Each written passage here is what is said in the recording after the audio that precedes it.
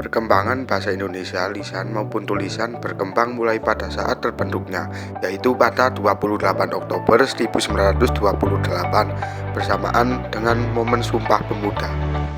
Setelah terbentuk, bahasa Indonesia terus berkembang seiring berlakunya ejaan Van Ophuijsen, Soehardi, Melindo, bahkan hingga ke ejaan yang disempurnakan. Ini adalah beberapa contoh sederhana bagaimana bahasa Indonesia dengan pesat mengalami perkembangan. Bahasa Indonesia yang telah dikenal oleh khalayak umum merupakan bahasa Melayu yang menjadi lingua franca atau bahasa perhubungan di Nusantara kala itu. Bahasa Melayu telah ada dan digunakan terlebih dahulu. Keberadaan bahasa Melayu pun dapat ditilik dalam saat persiapan Kongres Pemuda pada tahun 1926. Para pemuda masih mempermasalahkan tentang sebuah bahasa persatuan Indonesia. Kemudian M. Tabrani mengusulkan bahasa Melayu diganti dengan istilah bahasa Indonesia dan hal ini pun disetujui bersama pada 2 Mei 1926. Badan Pengembangan dan Pembinaan Bahasa, Kementerian Pendidikan, Kebudayaan, Riset, dan Teknologi dalam laman resminya telah mencantumkan bahwa bahasa Melayu telah berada di kawasan Asia dan khususnya Asia Tenggara sejak abad ke-7. Pernyataan ini juga tentu didukung oleh adanya beberapa prasasti seperti prasasti Talang Tuo di Palembang, bahkan prasasti Karang Brahi di Jambi.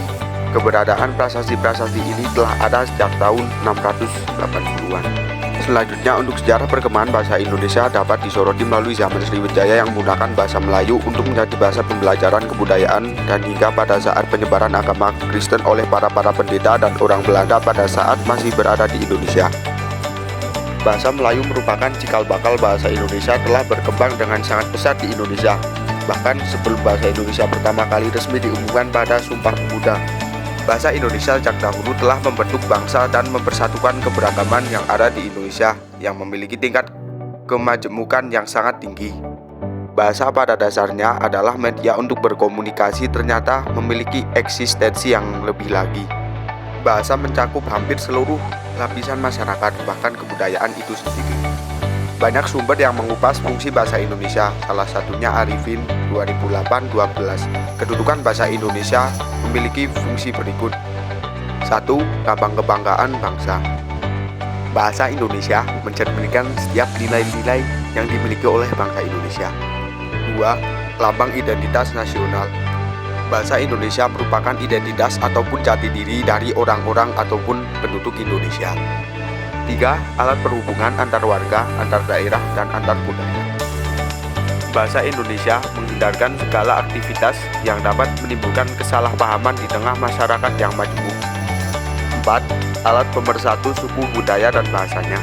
Bahasa Indonesia mempersatukan setiap suku-suku di Indonesia yang memiliki bahasa dan kebudayaan yang berbeda dengan total 700-an bahasa daerah. Bahasa Indonesia pun menyatukan. Dengan demikian, peranan bahasa Indonesia adalah krusial dalam menunjang bangsa dan negara serta setiap daripada rakyat Indonesia. Perkembangan bahasa Indonesia telah melalui sejarah yang cukup teramat panjang. Melalui kilas balik sejarah yang telah dipaparkan, dapat dengan jelas diketahui bahwa bahasa Indonesia telah menjadi begitu kuat hingga saat ini karena telah melakukan proses yang unik. Berawal dari bahasa Melayu, kontak dengan budaya asing yang kemudian menggunakan bahasa Melayu dan menjadi bahasa yang akhirnya diganti dengan istilah bahasa Indonesia pada tahun 1926. Bahasa Indonesia kemudian masuk ke dalam 3 kategori perkembangan, yaitu 1. Bahasa pemersatu. Bahasa Indonesia pada awalnya diikrarkan oleh para pemuda kembali pada tahun 1928 pada tanggal 28 Oktober dalam Sumpah Pemuda pada butir ketiga. Bahasa Indonesia kemudian mulai diterima oleh masyarakat Indonesia. Dengan diterimanya bahasa Indonesia, secara harfiah bahasa Indonesia menjadi bahasa pemersatu Indonesia.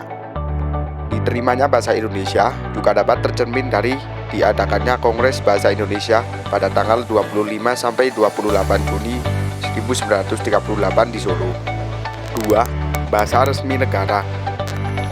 Bahasa Indonesia menjadi bahasa yang resmi yang digunakan sejak ditetapkan dalam Pasal 36 Undang-Undang Dasar 1945 pada tanggal 18 Agustus.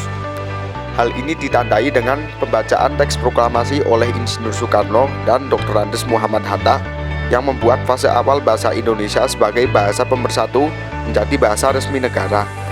Adapun pergantian ejaan dari ejaan Van op Boyesen dari masa jajahan Belanda menjadi ejaan Suwandi karena dianggap lebih menunjukkan rasa nasionalisme yang tinggi. 3. Bahasa internasional.